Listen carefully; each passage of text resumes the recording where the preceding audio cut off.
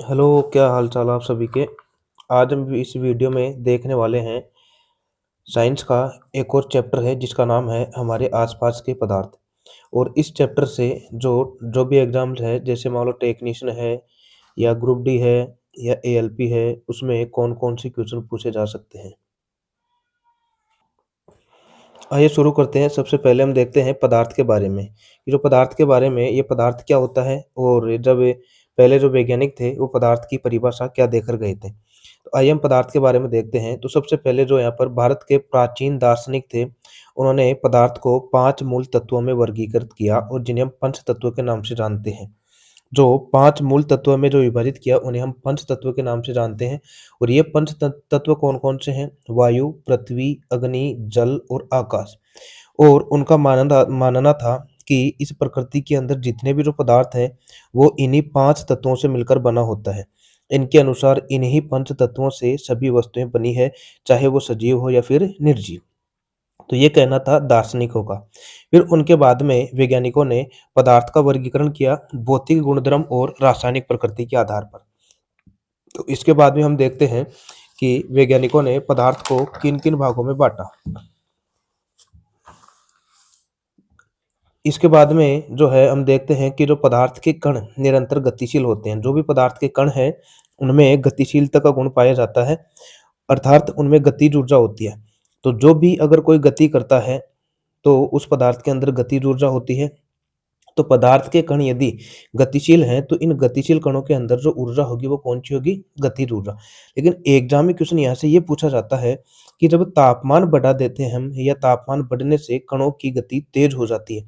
जब उनका टेम्परेचर बढ़ जाएगा तो उनकी गति तेज़ हो जाती है।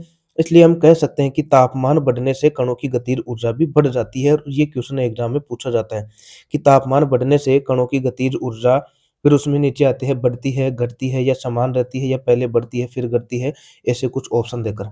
तो ध्यान रखना, यदि पदार्थ के कणों की यदि तापमान बढ़ जाता है, तो कणों की जो गतिज ऊर्जा है वो भी बढ़ जाती है।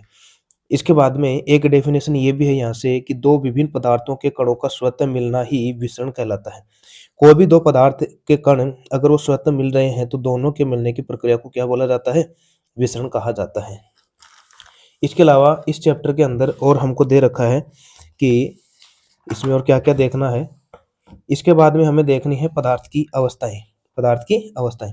वैसे पदार्थ की अवस्थाएँ वैसे 5 होती है, लेकिन अभी तक इस किताब में हमको दे रखी है ठोस, द्रव और गैस। ये पदार्थ की भी 3 अवस्थाएँ हैं। 2 और भी है जो आगे दे रखी है, लेकिन पहले हमको ठोस के बारे में देखना है, फिर द्रव और फिर गैस के बारे में। तो पहले हम देखते हैं ठोस अवस्था। तो जो भी पदार्थ है वो ठोस अवस्था में मिल सकता है, या हमको द्रव अवस्था में मिल सकता है, या फिर हमको गैसीय अवस्था में मिल सकता है। तो ठोस अवस्था में जब कोई हमारे पास पदार्थ होता है, तो उनमें हमें कौन-कौन से गुण देखने को मिलेंगे? तो देखो, इन सभी का एक निश्चित आकार होता है। ठोस के जो भी कण होंगे उनका आकार निश्चित होगा। इसके बाद में स्थिर आयतन यानी नगण्य संपीड़ितता होती है। उनका जो आयतन है वो भी स्थिर रहता है। ठोस पदार्थों का आकार भी निश्चित, उसका आयतन भी निश्चित, लेकिन जो संपीड़ितता है वो नगण्य होती है। अर्थात बाह्य बल लगाने पर भी ठोस अपने आकार को बनाए रखते हैं, और बल लगाने पर ठोस टूट सकते हैं, लेकिन इनका आकार नहीं बदलता, इसलिए ये दृढ़ होते हैं। तो ये जो है जितनी भी जो हमको प्रॉपर्टी दे रखी है वो ठोस की दे रखी है। तो ठोस में कौन-कौन से गुणधर्म देखने को मिल सकते हैं? एक तो उनका आकार निश्चित होता है, उनका आयतन भी निश्चित होता है, एक उनकी जो संपीड़ितता होती है वो नगण्य होती है। अर्थात हम उनको ज़्यादा नहीं दबा सकते, जो पहले उनमें जो संपीड़ितता है वो सबसे ज़्यादा होती है पहले से वो दबा हुआ है रहता है। इसके अलावा और हमको इसमें क्या देखने को मिल सकता है? अब इसके बाद में हम देखते हैं द्रव अवस्था। द्रव अवस्था में क्या-क्या गुण होते हैं देखो। द्रव का आकार नहीं लेकिन आयतन निश्चित होता है। द्रव का आकार निश्चित नहीं होता, लेकिन उसका आयतन निश्चित होता है। जैसे अगर हम एक बर्तन के अंदर, मान लो आपने एक बर्तन के अंदर यदि 1 लीटर पानी ले लिया, और वो जो बर्तन है जैसे मान लो प्याली के आकार का है। अब इसको अब यदि हम बोतल के अंदर डाल दें, तो इसके अंदर भी अभी जो है पानी वो 1 लीटर ही रहेगा। लेकिन इस पानी का आकार बदल गया। यानी कि जिस बर्तन में हम इस द्रव को डालेंगे, उस द्रव का आकार उसी बर्तन के अनुरूप हो जाएगा। जैसे अगर आपने प्लेट में डाला है तो द्रव का आकार प्लेट के जैसा, यदि आपने बोतल में डाला है तो उस द्रव का आकार बोतल के जैसा। तो आकार फिक्स नहीं होता, लेकिन देखो मात्रा देखो, इसकी भी 1 लीटर थी, इसकी भी 1 लीटर है। तो मात्रा या आयतन इसका क्या रहता है? निश्चित रहता है। और यही यहाँ पर ये दिया गया है, द्रव का आकार नहीं लेकिन आयतन निश्चित होता है। जिस बर्तन में इन्हें रखा जाए तो उसी का आकार ले लेता है और द्रवों में बहाव होता है। द्रवों में बहने का गुण पाया जाता है। द्रव के में जो भी कण हैं वो बहते हैं, इनका आकार बदलता है, इसलिए ये दृढ़ नहीं लेकिन तरल होते हैं। तरल बोलते हैं बहने वाले पदार्थों को। तो ये हमको द्रव अवस्था की कुछ प्रॉपर्टी दे रखी है। इसी तरीके से एक यहाँ पर है कि ठोस की अपेक्षा द्रवों में विसरण की दर अधिक होती है। अर्थात ठोस और द्रव की बात करें तो जो पदार्थों में बहने का गुण सबसे ज़्यादा पाया जाता है ठोस और द्रव में, तो वो द्रवों में ज़्यादा होती है क्योंकि ठोस के अंदर जो है वो ज़्यादा मजबूत आकर्षण बल से बंधे रहते हैं, जबकि द्रव में जो है वो उनके कण थोड़े कम मजबूत आकर्षण बल से बंधे रहते हैं, इसलिए उनमें बहने का गुण ज़्यादा पाया जाता है। तो द्रवों में विसरण का गुण ज़्यादा होता है किसकी अपेक्षा? ठोस की अपेक्षा। इसके बाद में है कि ठोस की अपेक्षा द्रव के कणों में रिक्त स्थान भी अधिक होता है। तो देखो अगर द्रव की बात करें तो द्रव के अंदर जो है कणों में रिक्त स्थान थोड़ा ज़्यादा पाया जाता है ठोस की तुलना में। ठोस में बिल्कुल पास-पास होते हैं ऐसे। ठोस के अंदर जो कण होते हैं बिल्कुल पास-पास। द्रव में थोड़े दूर-दूर होते हैं। लेकिन गैस के अंदर जो कण होते हैं वो और भी सबसे ज़्यादा दूर होते हैं। तो रिक्त स्थान सबसे ज़्यादा किनमें हो गया? द्रव के अंदर। सॉरी गैस के अंदर। इनमें थोड़ा कम किसमें हो गया? द्रव के अंदर। सबसे कम रिक्त स्थान किसमें हो गया? ठोस के अंदर। यदि आकर्षण बल पूछे तो सबसे ज़्यादा आकर्षण बल ठोस के अंदर, उससे कम द्रव और सबसे कम गैस के अंदर। तो ये हमको दे रखा है। इसके अलावा यदि हम गैसीय अवस्था की बात करें, गैसीय अवस्था के क्या-क्या गुण हो सकते हैं? तो गैसीय अवस्था में देखो, ठोस एवं द्रव की तुलना में गैसों की संपीड़ितता काफ़ी अधिक होती है। मतलब गैसों को हम अधिक दबा सकते हैं और ठोस तो पहले से दबा हुआ आता है, तो उसको हम बहुत कम दबा सकते हैं। थोड़ा से ज़्यादा द्रव को दबा सकते हैं, सबसे ज़्यादा किसको दबा सकते हैं? गैस को। इसलिए देखे होंगे जो घरेलू सिलेंडर वगैरह होते हैं, उनमें जो गैस भरी रहती है, वो उनकी संपीड़ितता बहुत अधिक होती है, मतलब उनको संपीड़ित करके भरा जाता है। हमारे घरों में खाना बनाने वाले उपयोग की जाने हमारे घरों के अंदर जो खाना बनाते हैं, उसमें उपयोग की जाने वाली जो भी एलपीजी है, एलपीजी का पूरा नाम द्रवीकृत पेट्रोलियम गैस या अस्पतालों में दिए जाने वाले ऑक्सीजन सिलेंडर में संपीड़ित गैस होती है। उसमें कौन-सी गैस होगी? संपीड़ित गैस। मतलब उस गैस तो है लेकिन उसको संपीड़ित करके या उस पर दबाव डालकर उसमें भरा जाता है। आजकल वाहनों के ईंधन के रूप में भी संपीड़ित प्राकृतिक गैस अर्थात सीएनजी का उपयोग होता है। तो ये जो क्वेश्चन है, ये एग्ज़ाम के अंदर पूछे जा सकते हैं और मैंने सिर्फ़ इन पूरे चैप्टर के अंदर वही क्वेश्चन यहाँ पर या फिर वही लाइन अंडरलाइन करके रखी है, जो सीधे एग्ज़ाम में हमको देखने को मिल जाती है। अब देखो ये थोड़ा-सा इसमें हमको कुछ डिफरेंस वगैरह दे रखा है, गैस है, ये ठोस है और ये द्रव है। तो देखो ठोस के अंदर कण बिल्कुल पास-पास हैं, द्रव में थोड़े दूर-दूर हैं और गैस के अंदर और भी दूर-दूर हैं। इसके अलावा और देखो हमसे क्या पूछा जा सकता है, एक ये जो है घनत्व की परिभाषा है कि किसी तत्व के द्रव्यमान प्रति इकाई आयतन को घनत्व कहते हैं। अर्थात घनत्व जो है, घनत्व का सूत्र होता है घनत्व बराबर द्रव्यमान बटे आयतन। तो ये एक परिभाषा, ये इसका सूत्र, ये इसका मात्रक भी होता है। तो द्रव्यमान का तो होता है किलोग्राम बटा आयतन का होता है मीटर क्यूब। ये इसका मात्रक होता है घनत्व का, तो ये भी पूछा जा सकता है एग्जाम के अंदर। फिर है इसके बाद में और क्या पूछा जा सकता है वो देखो, तापमान परिवर्तन का प्रभाव, अर्थात तापमान में परिवर्तन करके हमें उनकी अवस्थाओं को भी क्या कर सकते हैं, बदल सकते हैं। तो एक तो देखो ये परिभाषा कि जिस न्यूनतम तापमान पर कोई ठोस पिघलकर द्रव बन जाता है, वह उसका गलनांक कहलाता है। कोई ठोस पदार्थ है, हम उसको गर्म कर रहे हैं और एक तापमान ऐसा आ गया कि उसके बाद वह ठोस धीरे-धीरे पिघलना शुरू कर देता है। तो जिस तापमान पर वह पिघलना शुरू कर देता है, उस तापमान को हम क्या कहते हैं, उसका गलनांक कहते हैं। अब ये देखो बर्फ का गलनांक होता है 273.15 केल्विन। ये ध्यान रखना है, कई बार एग्जाम में पूछा जाता है कि बर्फ का गलनांक बताइए। तो केल्विन के अंदर तो होता है 273.15 और वैसे यदि हम बात करें सेंटीग्रेड में, तो सेंटीग्रेड में कितना होता है 0 डिग्री। ये देखो नीचे दे रखा है, तापमान की अंतर्राष्ट्रीय एसआई मात्रक केल्विन है और 0 डिग्री सेंटीग्रेड बराबर होता है 273.15 केल्विन होता है। तो ये हमारे पास बर्फ का गलनांक दे रखा है और इसमें ये भी दे रखा है, बर्फ का गलनांक का मतलब है गलने की प्रक्रिया, यानी ठोस से द्रव अवस्था में परिवर्तन को संगलन कहा जाता है। उसको हम क्या कहते हैं, संगलन कहते हैं। इसके अलावा और क्या पूछा जा सकता है, एक ये परिभाषा है प्रसुप्त ऊष्मा की। प्रसुप्त ऊष्मा का मतलब है कि वायुमंडलीय दाब पर 1 किलोग्राम ठोस को उसके गलनांक पर द्रव में बदलने के लिए जितनी ऊष्मीय ऊर्जा की आवश्यकता होती है, उसे संगलन प्रसुप्त ऊष्मा कहते हैं। संगलन मतलब गलाने के लिए, मतलब किसी भी अगर ठोस पदार्थ है, उसको द्रव अवस्था में लाने के लिए जितने आप उसको ऊर्जा दे रहे हैं, उस ऊर्जा का मान ही क्या कहलाता है? प्रसुप्त ऊष्मा। और एक है हमारे पास गलनांक के अलावा एक क्वथनांक शब्द और होता है क्वथनांक। क्वथनांक का मतलब होता है हमारी भाषा में उसका उबलना, किसी भी पदार्थ का उबलना। अब इसका मतलब क्या है उबलना? देखो, अगर किसी द्रव को हम गर्म करते रहें, तो कुछ तापमान के बाद वह उबलने लग जाएगा। तो जिस तापमान पर वह उबलने लग जाता है, वह उसका क्या कहलाता है? क्वथनांक। वह इस तापमान पर द्रव गैस में बदलना शुरू कर देता है। तो वायुमंडलीय दाब पर वह तापमान जिस पर द्रव उबलने लगता है, इसे उसका क्वथनांक कहते हैं। उसे क्या कहा जाता है? क्वथनांक। और ये क्वेश्चन कई बार एग्जाम में पूछा जाता है कि जल के लिए क्वथनांक बताइए। तो जल के लिए जो होता है, वो होता है 373 केल्विन। अच्छा, ये तो केल्विन में है, लेकिन सेल्सियस में पूछा जाता है तो ये 100 डिग्री सेल्सियस होता है। कितना होता है? 100 डिग्री सेल्सियस। तो जल के लिए क्वथनांक ध्यान रखना, या तो ऐसे बोलो 100 डिग्री सेल्सियस या 373 डिग्री केल्विन। 373 degree kelvin. लेकिन बर्फ का गलनांक वही कितना आया था? 273। इससे 100 कम होता है, 100 इसको घटा देंगे, 273। तो इस तरीके से ये क्वेश्चन एग्जाम के अंदर पूछे जाते हैं। इसके बाद में जो है और क्या पूछा जा सकता है वो देखो,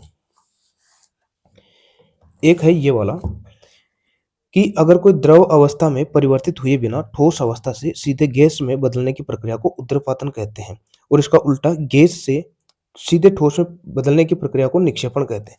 जैसे ये देखो, यहाँ से इस ग्राफ से समझ में आ जाएगा। जैसे हम ठोस पदार्थ को पहले गर्म करते हैं, फिर वो बदलता, फिर किस में बदलेगा? द्रव के अंदर। फिर द्रव को यदि हम और उसको गर्म करते रहें, फिर वो किस में बदलेगा? गैस के अंदर।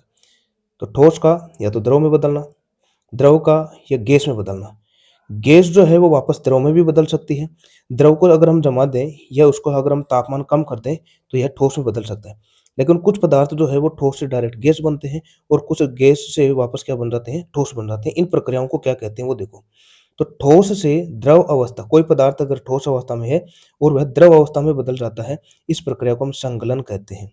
ठोस का द्रव में बदलना क्या कहलाता है? संगलन कहलाता है। द्रव का गैस में बदलना, तो द्रव को गर्म कर रहे हैं तो गैस के रूप में बाहर निकलेगी, वाष्प बनेगी। तो द्रव का गैस के रूप में बदल जाना क्या कहलाएगा? वाष्पीकरण। ये देखो तीर इधर आ रहा है, मतलब ये द्रव गैस में बदल रहा है। द्रव किस में बदल रहा है? गैस में। ये तीर इधर आ रहा है, तो अगर इधर जा रहा है, इसका मतलब गैस द्रव में बदल रहा है। तो गैस का द्रव में बदलना क्या कहलाता है? संघनन। जैसे बादल बनने की प्रक्रिया। इसके बाद में द्रव का वापस ठोस में बदलना क्या कहलाएगा? ये देखो यहाँ से, ये जमना। ये क्या कहलाएगा? जमना। तो ये परीक्षा में पूछे जाते हैं। कुछ पदार्थ जो है आपने ठोस है, अगर आप उसको गर्म करेंगे तो डायरेक्ट ही किस में बदल जाते हैं? गैस में। तो ठोस का डायरेक्ट गैस में बदलना क्या कहलाता है? ऊर्ध्वपातन। लेकिन गैस का वापस ठोस में सीधे बदल जाना वो क्या कहलाता है? निक्षेपण कहलाता है।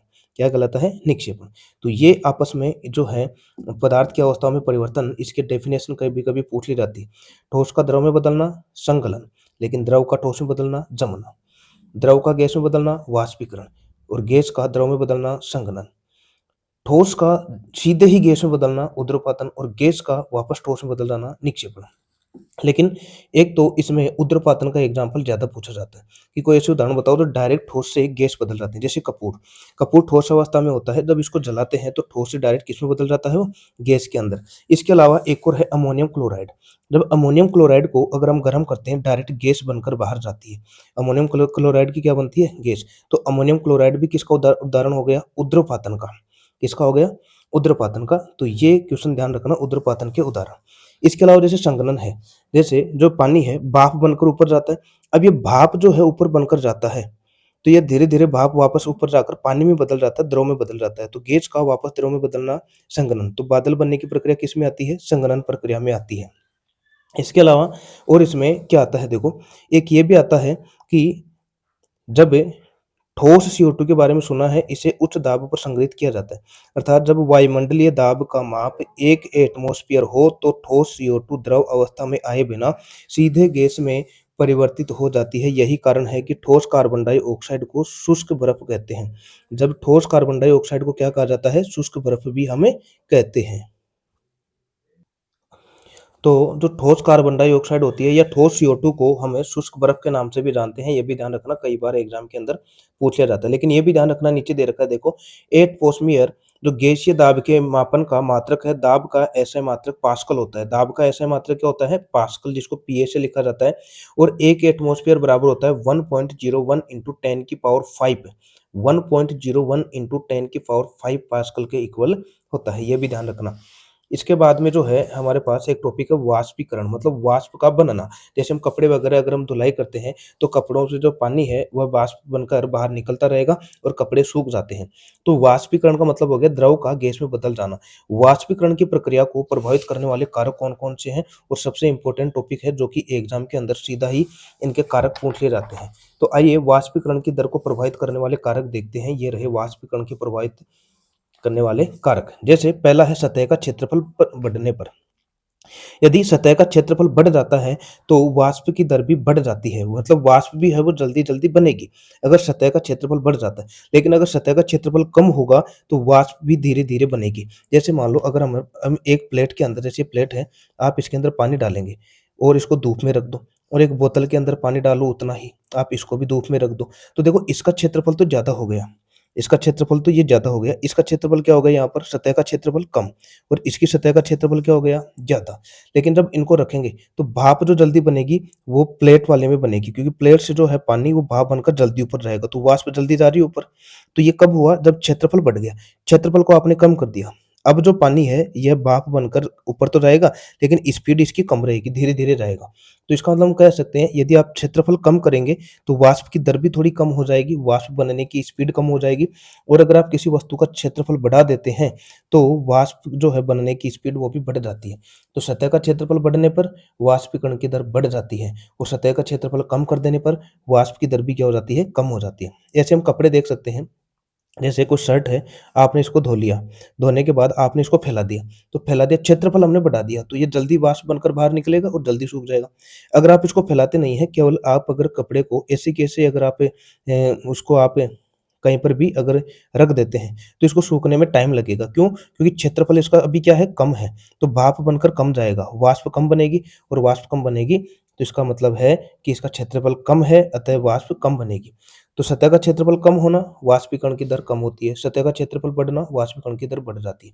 सतही क्षेत्रफल के बढ़ने पर वाष्पीकरण की दर भी बढ़ जाती है, जैसे कपड़े सुखाने के लिए हम उन्हें फैला देते हैं। तो ये तो इसी के साथ बढ़ रहा है, क्षेत्रफल बढ़ गया तो वाष्पीकरण की दर भी बढ़ गई, और क्षेत्रफल कम हो गया तो वाष्पीकरण की दर भी क्या हो गई, कम हो गई। दूसरा और देखते हैं तापमान में वृद्धि। ये है तापमान में वृद्धि, अगर हम तापमान में वृद्धि करेंगे तो जो है वाष्पीकरण की दर बढ़ जाएगी। जैसे वही कपड़े हैं, अगर एक को हम मान लो छाँव के अंदर सुखा रहे हैं, छाया में सुखाते हैं, और एक को यदि हम धूप में सुखाते हैं, तो धूप में हमको पता है तापमान ज़्यादा है, और जब तापमान ज़्यादा होगा तो कपड़े जल्दी सूख जाते हैं। धूप में कपड़े जल्दी सूख जाते हैं तापमान के कारण। लेकिन एक छाया में है, वहाँ का तापमान कम है, तो कपड़े थोड़े कम स्पीड से सूखते हैं। क्यों? क्योंकि जैसे अगर हम बाहर ले जाकर धूप में उसको रखेंगे, तो वहाँ पर तापमान ज़्यादा होता है, तापमान ज़्यादा होने के कारण जो पानी है वो भाप बनकर जल्दी बाहर निकल जाता है कपड़ों से। तो इसका मतलब वाष्प की दर बढ़ गई, तो तापमान बढ़ने पर वाष्पीकरण की दर भी बढ़ जाती है, और तापमान कम होने पर वाष्पीकरण की दर भी कम हो जाती है। तापमान बढ़ने पर अधिक कणों को पर्याप्त गतिज ऊर्जा मिलती है, जिससे वे वाष्पीकृत हो जाते हैं। एक वायु की गति देखते हैं, फिर आर्द्रता वाला देखते हैं। वायु की गति, अब हमको पता है कि वायु की गति, यदि वायु की स्पीड बढ़ जाती है तो कपड़े जल्दी सूख जाते हैं। बोलते हैं ना, हवा आ रही है तो इसको बाहर सुखा दो, हवा आ रही है, जल्दी सूख जाएँगे। और जहाँ पर हवा मतलब बहुत कम है, वहाँ पर कपड़े भी थोड़ी जल्दी कम सूखते हैं। तो इसका मतलब है यदि हवा बढ़ रही है तो पानी जो है वो भाप बनकर जल्दी बाहर निकलता है। अर्थात तेज वायु में कपड़े जल्दी सूख जाते हैं। वायु के तेज होने से जलवाष्प के कण वायु के साथ उड़ जाते हैं, जिससे आसपास के जलवाष्प की मात्रा घट जाती है। आप इसमें सिर्फ इतना ध्यान रखो, यदि वायु की गति में वृद्धि होती है तो वाष्पीकरण की दर भी बढ़ जाती है, वाष्प जल्दी निकलेगी बाहर। और यदि वायु की गति कम रहती है तो वाष्पीकरण की दर भी, स्पीड उसकी कम हो जाती है। एक आर्द्रता में कमी, ये क्या है आर्द्रता में कमी? तो आर्द्रता में कमी देखो, आर्द्रता का मतलब है कि जैसे अगर बरसात वगैरह मौसम हो जाता है, तो जो वायुमंडल में आर्द्रता बढ़ जाती है या नमी बढ़ जाती है। तो उससे क्या होगा, अब हमको पता है कि बरसात के दिनों में कपड़े जल्दी नहीं सूखते हैं, क्योंकि नमी बढ़ गई है, तो ये उल्टा हो जाता है। जब आर्द्रता बढ़ जाती है, तब जो है वाष्प बनने की जो स्पीड वो कम हो जाती है। अगर आर्द्रता कम रहती है, मान लो बरसात के दिन नहीं है, बाकी गर्मियों के दिन है, वहाँ पर वाष्पीकरण की दर बढ़ जाती है। तो आर्द्रता में कमी इसका मतलब है कि वहाँ पर नमी नहीं है तो वाष्प की स्पीड बढ़ जाती है, वाष्पीकरण की दर बढ़ जाती है। और अगर आर्द्रता में वृद्धि हो जाती है, आर्द्रता में जिस दिन वृद्धि हो गई, इसका मतलब कपड़े आपके जल्दी नहीं सूखेंगे, अर्थात वाष्पीकरण की दर कम हो जाती है। ये उल्टा हो जाता है। बाकी 3 में जैसे आप बढ़ाएँगे वैसे बढ़ेगा। क्षेत्रफल बढ़ने पर वाष्पीकरण दर बढ़ रही थी, तापमान में वृद्धि पर भी वाष्पीकरण की दर बढ़ रही थी, वायु की गति बढ़ने पर भी वाष्पीकरण की दर बढ़ रही थी, लेकिन यहाँ पर उल्टा हो गया। अगर आर्द्रता में कमी हो रही है, तो वाष्पीकरण की दर बढ़ रही है और अगर आर्द्रता में वृद्धि हो रही है, तो वाष्पीकरण की दर यहाँ पर क्या हो रही है? कम हो रही है। तो ये ध्यान रखना आर्द्रता वाला। इसके बाद में और एग्ज़ाम के अंदर क्या पूछा जाता है देखो, अब तक हमने पदार्थ की 3 अवस्थाएँ पढ़ ली है, ठोस, द्रव और गैस। लेकिन एक अवस्था और होती है, ये रही यहाँ पर 2 अवस्थाएँ और होती है, एक प्लाज़्मा, 4 नंबर वाली प्लाज़्मा और 5 पर है बोस-आइंस्टीन कंडेंसेट जिसको बीईसी के नाम से भी जाना जाता है। प्लाज़्मा क्या होती है देखो, जब यदि हम गैसों को अत्यधिक मात्रा पर गर्म करें, या इसको तापमान बढ़ाते जाएँ, अत्यधिक ऊर्जा इनको दे दें या अत्यधिक उत्तेजित हो जाते हैं, ये कण आयनीकृत गैस के रूप में होते हैं, तब ये आयनीकृत हो जाती है। तब गैसों को यदि हम अत्यधिक ऊर्जा दे देते हैं तब ये क्या हो जाते हैं आयनीकृत अर्थात इलेक्ट्रॉन बाहर निकल जाते हैं और आयनों के रूप में बदल जाती है। इसी अवस्था को हम क्या बोलते हैं प्लाज्मा बोलते हैं। अब इनका उपयोग कहाँ होता है देखो, एक तो होता है फ्लोरेसेंट ट्यूब और एक नियॉन बल्ब में प्लाज्मा होता है। क्या होता है प्लाज्मा। लेकिन कौन-कौन सी गैस होती है वो देखो, नियॉन बल्ब के अंदर तो नियॉन गैस होती है, लेकिन फ्लोरेसेंट ट्यूब के अंदर हीलियम या कोई अन्य गैस होती है। तो ये ध्यान रखना। अब इसमें एक क्वेश्चन ये पूछा जाता है कि प्लाज्मा के कारण ही सूर्य और तारों में भी चमकें होती है। तो सूर्य और तारों में जो चमक होती है ना वो किसके कारण होती है? पदार्थ की चौथी अवस्था प्लाज्मा के कारण होती है। किसके कारण होती है? प्लाज्मा के कारण होती है। उच्च तापमान के कारण ही तारों में प्लाज्मा बनता है और एक इसकी लास्ट अवस्था है पदार्थ की बोस-आइंस्टीन कंडेंसेट। ये देखो सत्येंद्र नाथ बोस ने पदार्थ की 5वीं अवस्था के लिए कुछ गणनाएँ की थी। उन गणनाओं के आधार पर अल्बर्ट आइंस्टीन ने पदार्थ की एक नई अवस्था की भविष्यवाणी की, जिसे हम क्या कहते हैं बोस-आइंस्टीन कंडेंसेट। इसको शॉर्ट में बीईसी कहा जाता है। क्या कहा जाता है? बीईसी। अब इसको कैसे प्राप्त करते हैं? देखो इसमें तो हमने क्या किया, इनको गैसों को गर्म किया या ऊर्जा दी। इसमें हम जो गैस वगैरह, वायु वगैरह लेंगे उनका तापमान बहुत कम करते रहेंगे, इतना कम कर देंगे तब जाकर हमको लास्ट वाली जो अवस्था प्राप्त होगी वो कौन-सी होगी? बीईसी। सामान्य वायु के घनत्व के 1 लाखवें भाग जितने कम घनत्व वाली गैस को, मतलब वायु को हमको क्या करना है, उसमें उसके घनत्व वाले जो कम घनत्व वाली जो गैस है, उसको बहुत ही कम तापमान पर ठंडा करने से, बहुत कम तापमान पर ठंडा करते रहेंगे, मतलब परम शून्य ताप पर तक ले जाएँगे उसको। तो तब हमको बीईसी तैयार होता है। तब कौन-सी होगी? बीईसी अर्थात बोस-आइंस्टीन कंडेंसेट अवस्था जो है वो हमको प्राप्त होती है। इसके अलावा यहाँ पर हमको और कुछ नहीं दे रखा है, इसमें हम एग्ज़ाम में आने की संभावना भी नहीं है और इसके बाद में यदि हम देखें, तो ये हमारा पाठ यहाँ से पूरा हो गया है और ये इसकी कुछ समरी वगैरह दे रखी है। तो इसमें कौन-कौन से और क्वेश्चन बन सकते हैं, क्वेश्चन के जो है एमसीक्यू मैं अलग से लेकर आऊँगा। अगर आप इस वीडियो पर नए हैं, वीडियो अगर अच्छा लगा हो तो वीडियो को लाइक करना ना भूलें और अपने दोस्तों के साथ भी शेयर करना ना भूलें। मैं कह सकता हूँ अगर आप इनको अगर ऐसे डिटेल से पढ़ेंगे, आप देखना जो भी अगर आप टेक्नीशियन की एग्ज़ाम देंगे विशेष तौर से, आपको ऐसे ही डिटेल से क्वेश्चन वहाँ से मिलने वाले हैं, लाइन टू लाइन। पिछली बार भी जी टेक्नीशियन के अंदर यहीं से जो क्वेश्चन पूछे गए थे और वहीं पर ही मेरे भी इसी तरीके से 40 में से 38 सही हुए थे क्योंकि मैंने इस तरीके से वहाँ पर अध्ययन किया था। तो मिलते हैं हम अगले वीडियो के साथ। आप कमेंट करके ज़रूर बताइएगा कि नेक्स्ट जो हम वीडियो लेकर आएँ, वो कौन-सा टॉपिक का लेकर आएँ। मिलते हैं अगले वीडियो के साथ, तब तक अपना ध्यान रखिएगा। धन्यवाद।